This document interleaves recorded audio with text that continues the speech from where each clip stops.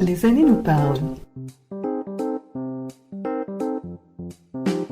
Cette entrevue a été réalisée dans le cadre du projet Les années nous parlent, un projet financé conjointement par le ministère du Patrimoine canadien et l'Assemblée francophone des retraités et aînés de la Colombie-Britannique.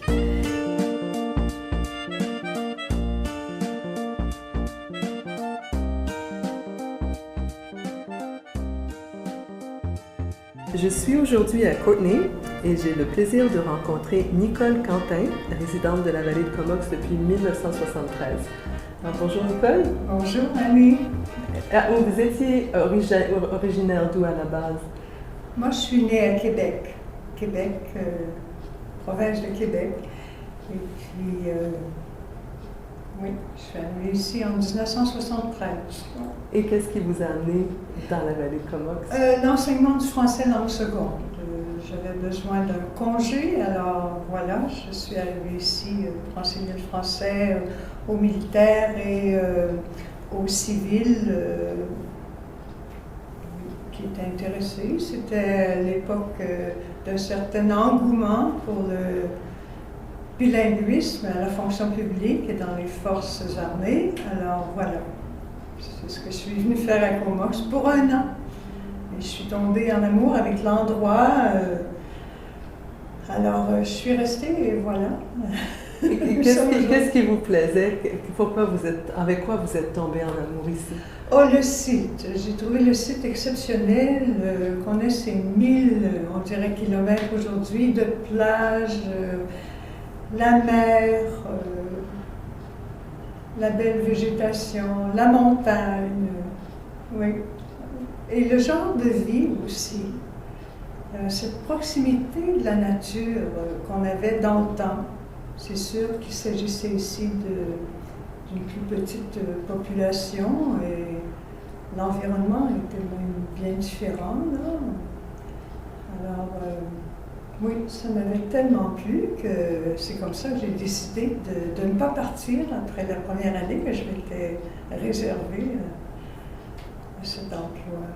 Et comment vous l'aviez trouvé, cet emploi de Québec pour venir ici? C'était...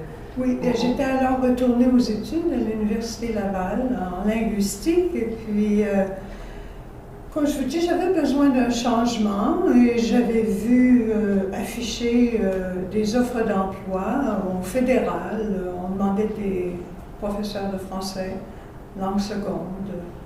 Alors, j'ai dit, tiens, ce serait peut-être une bonne idée.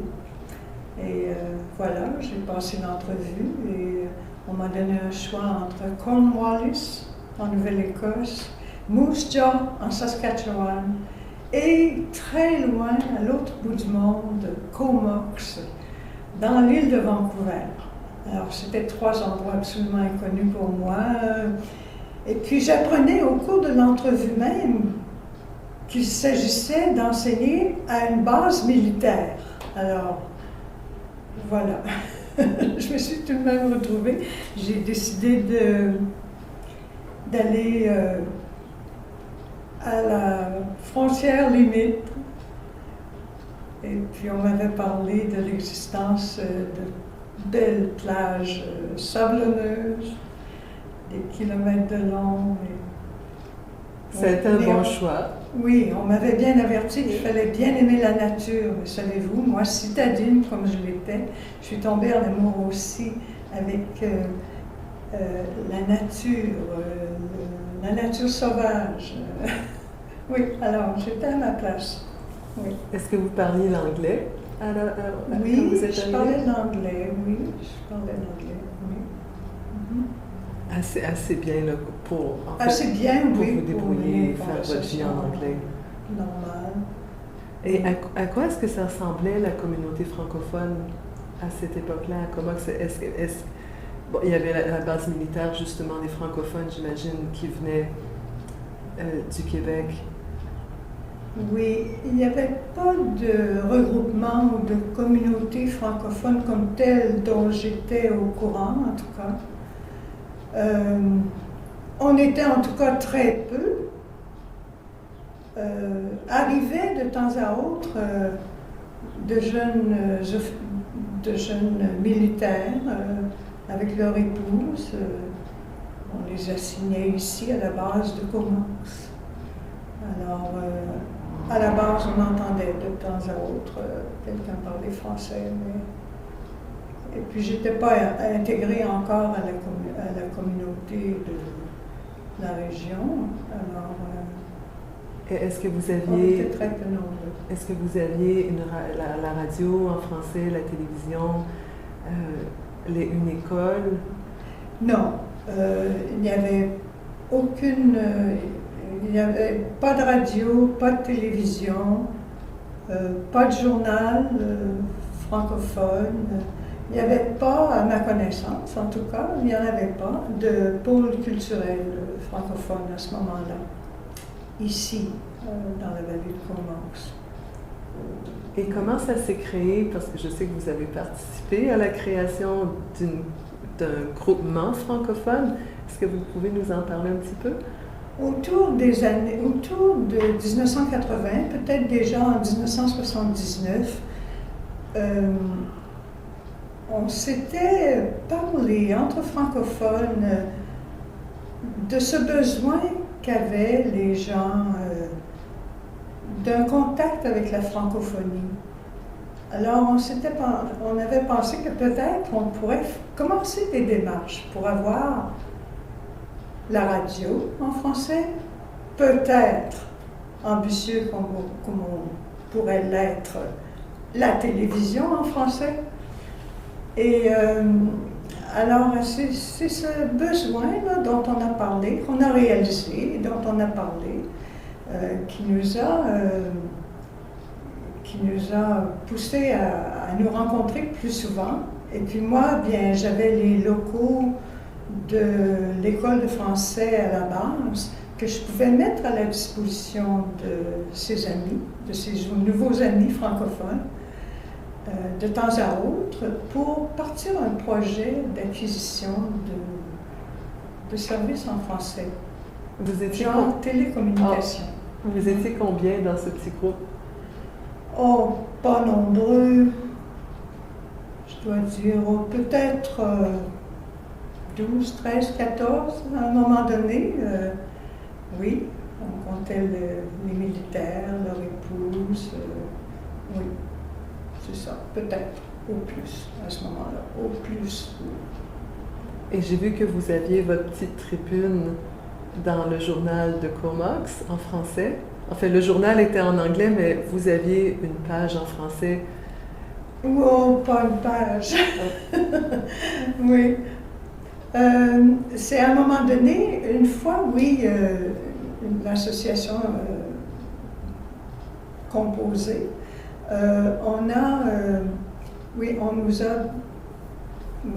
nous a laissé imprimer en français. On donnait le rapport des événements de l'association en français dans le journal. Et puis moi, je publiais aussi une petite rubrique là, pour un français correct. Oui. Ne pas dire, plutôt dire, oui. Alors, oui, on avait ce petit espace dont on se servait. Et, je faisais office aussi de correctrice d'épreuves pour la partie francophone du journal à ce moment-là. Le journal, c'était le Totem Times de la base militaire de Comox. Et est-ce que ça existe encore? Le Totem Times existe toujours. Et avez-vous toujours une petite partie en français? Ou? Non, moi j'ai eu d'autres projets à un moment donné, et puis non, c'est tombé à un moment donné. Et qu'est-ce que vous faisiez aussi? Avez-vous des souvenirs de belles activités ou de projets intéressants que vous avez créés dans votre groupe francophone? Bien, c'était toujours ces démarches, c'est ce qui nous regroupait, ça, au début, de toute façon, ces démarches pour l'obtention de services en français. Et puis, à part ça, bien, On a eu des activités sociales. Ça allait des rencontres vin et fromage. J'épluchais de blé d'Inde. Est-ce que vous célébrez la Saint-Jean-Baptiste? Oui, bien en retournant dans mes documentations ici, là, sur la vie de l'association francophone d'alors, oui, je vois qu'on avait. Mais j'étais pas toujours là. J'étais un peu. J'étais un peu séparée de tout ça, là, avec mes nouvelles aventures en Alaska. Alors, oui, ça m'a déconnectée un peu. Est-ce que vous pouvez nous parler du nom de votre... Parce que j'aime bien le nom que vous aviez donné à votre association. Bien, au début, il était très naturel de l'appeler l'Association francophone de la vallée de Comox. Et puis, à un moment donné, je ne sais pas si c'est en 1980 déjà, on croit bon de changer le nom pour les gens du pays. Oui, c'est en 1980 déjà, oui. Et puis, éventuellement, ça allait revenir, ce nom là, de cette appellation, l'Association de la vallée de Comox. Et vous me disiez qu'avec francophone de la vallée de Comox. Avec les gens du pays, vous avez eu des réactions même dans l'est du pays? Oh, à ce moment-là, il y a eu une espèce de brasse camarade d'un groupe dans l'est, là, qui s'appelait Gens du pays. Alors, ça inquiétait un peu les autorités de la base à ce moment-là. Mais il n'y avait aucune relation avec le groupe d'ici, naturellement. Alors, c'était des inquiétudes politiques? Ben, si vous voulez, oui. Mais ça, c'était dans l'Est que ça se passait. Les gens avaient pris le même nom. Et combien ça a pris de temps pour avoir votre radio? Et vous l'avez eu, la télévision aussi? À un moment donné, le câble diffuseur nous a servi en français. Mais je ne peux pas vous donner l'année où ça s'est produit. Est-ce que vous rappelez-vous si ça a été long ou ça s'est fait... Je ne sais plus, là.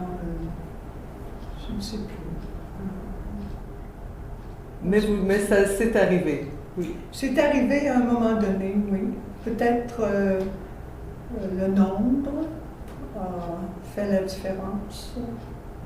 Je ne connais pas assez bien les règlements du CRTC pour vous dire si c'est le nombre qui a fait la différence ou pas.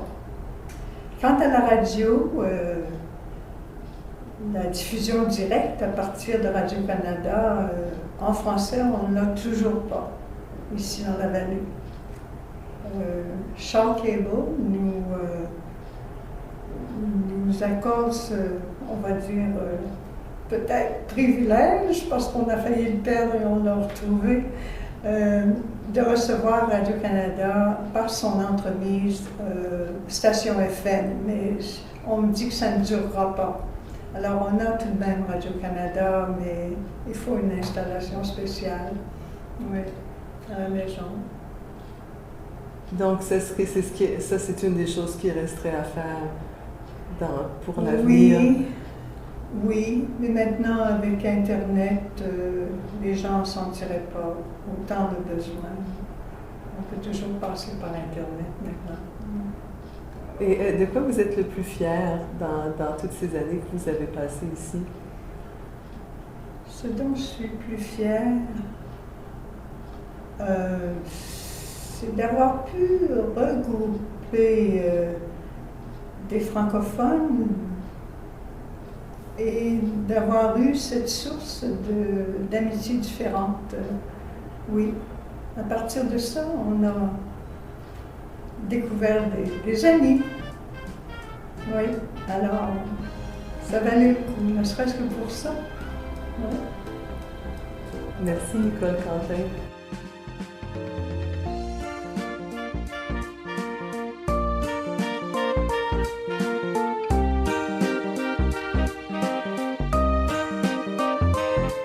Merci à Annie Poirier au microphone, à la technique de Gérald Monpetit et Stéphane Lapierre à la gestion de projet. Un merci tout spécial à tous ces gens merveilleux qui m'ont accueilli chaleureusement, ainsi qu'aux associations francophones de la province pour leur appui et leur travail exceptionnel.